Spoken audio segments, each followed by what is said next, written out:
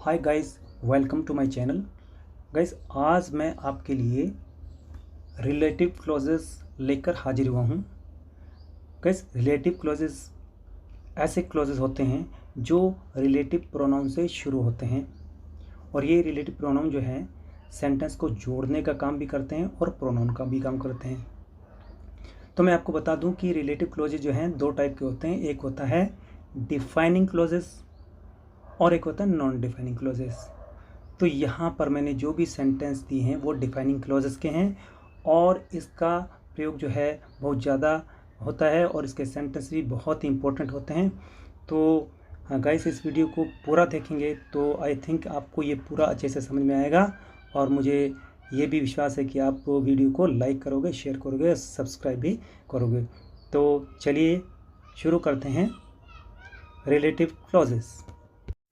Guys, यहाँ पर मैं आपको बताने वाला हूँ कि रिलेटिव क्लॉजेस के लिए कौन कौन से रिलेटिव प्रोनाउन यूज़ किए जाते हैं और इनमें ये बताने वाला हूँ कि पर्सन के लिए कौन कौन से रिलेटिव प्रोनाउंस हैं और थिंग्स के लिए कौन कौन से प्रोनाउन हैं।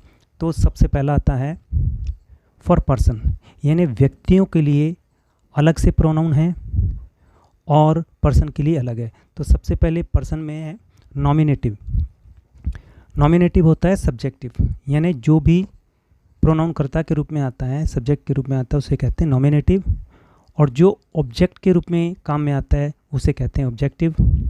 और जो अधिकार बताता है, पोजीशन बताता है, वो होता है पॉजेसिव रिलेटिव प्रोनाउन।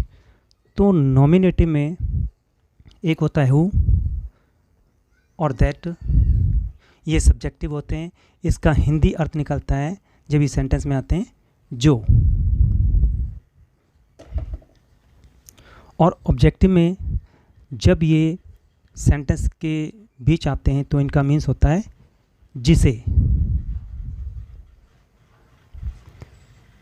और पॉजेसिव में जब ये इस्तेमाल किए जाते हैं तो इसका अर्थ निकलता है जिसका, जिसके, जिसकी। तो अब आ जाती है थिंग्स के लिए। थिंग्स के लिए कौन कौन से रिलेटिव प्रोनाउंस हैं, उसी पैटर्न में ये होगा। सबसे पहले नॉमिनेटिव, यानी जो वर्ब से पहले आते हैं, सब्जेक्ट के रूप में काम में लिए जाते हैं, नॉमिनेटिव हुआ। और जो वर्ब के बाद आते हैं ऑब्जेक्ट के रूप में, वो ऑब्जेक्टिव है। और नेक्स्ट है पॉजेसिव। यहाँ पर भी उसी तरीके से हिंदी मीन्स निकलेगा। जैसे नॉमिनेटिव में थिंग्स के लिए, वस्तुओं के लिए विच आता है और दैट आता है और हिंदी अर्थ वही रहेगा जो। ऑब्जेक्टिव में भी यही फॉर्म होती है लेकिन मतलब होता है जिसे। तो विच और दैट में से कोई भी यूज़ कर सकते हैं, यह आप पे डिपेंड करता है। और पॉजेसिव में हुज और ऑफ विच का इस्तेमाल किया जाता है और इसका हिंदी मीन्स निकलता है जिसका, जिसके, जिसकी। चलिए अब सबसे पहले इनके कुछ एग्जांपल्स समझ लेते हैं। जैसे कि सबसे पहले है रिलेटिव प्रोनाउन एज सब्जेक्टिव, यानी ये रिलेटिव प्रोनाउन जब वो सेंटेंस में सब्जेक्ट के रूप में आता है तो किस ढंग से काम करता है, यही मैं आपको एक्सप्लेन करने वाला हूँ। तो गाइज, फर्स्ट सेंटेंस जो है वो है पीपल। अब ये जो पीपल नाउन है ये सबसे पहले आने वाला नाउन है और इसके बाद आया हु जो कि रिलेटिव प्रोनाउन है। तो हु का एंटीसीडेंट जो है वो पीपल है, यानी हु रिलेटिव प्रोनाउन जो है इसका एंटीसीडेंट नाउन जो है वो पीपल है। तो पीपल हु आर लेजी, वे लोग जो आलसी होते हैं, मेक लिटिल प्रोग्रेस, वे बहुत कम उन्नति करते हैं।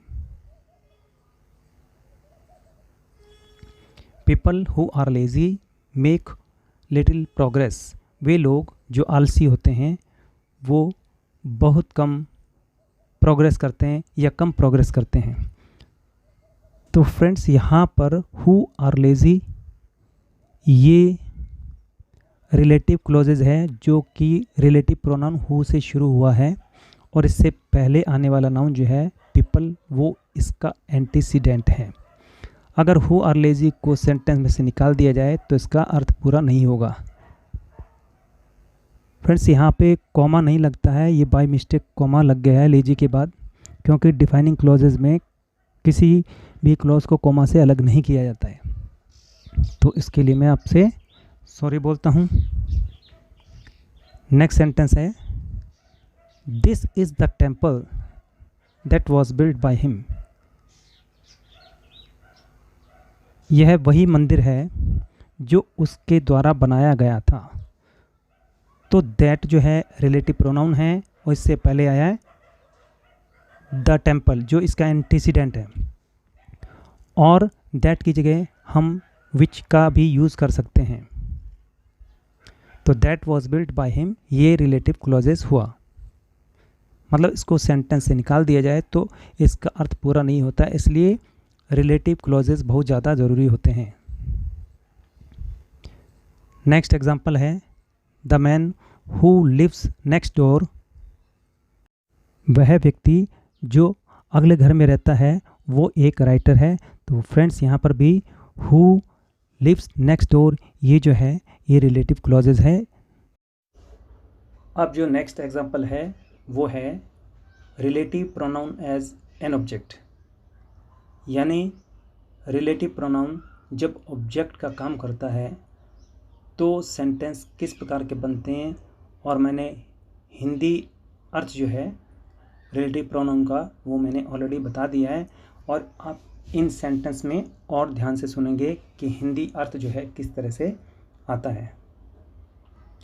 तो सबसे पहले है the boy whom you met, यानी वह लड़का जिससे आप मिले थे, वह लड़का जिसे आप पार्टी में मिले थे।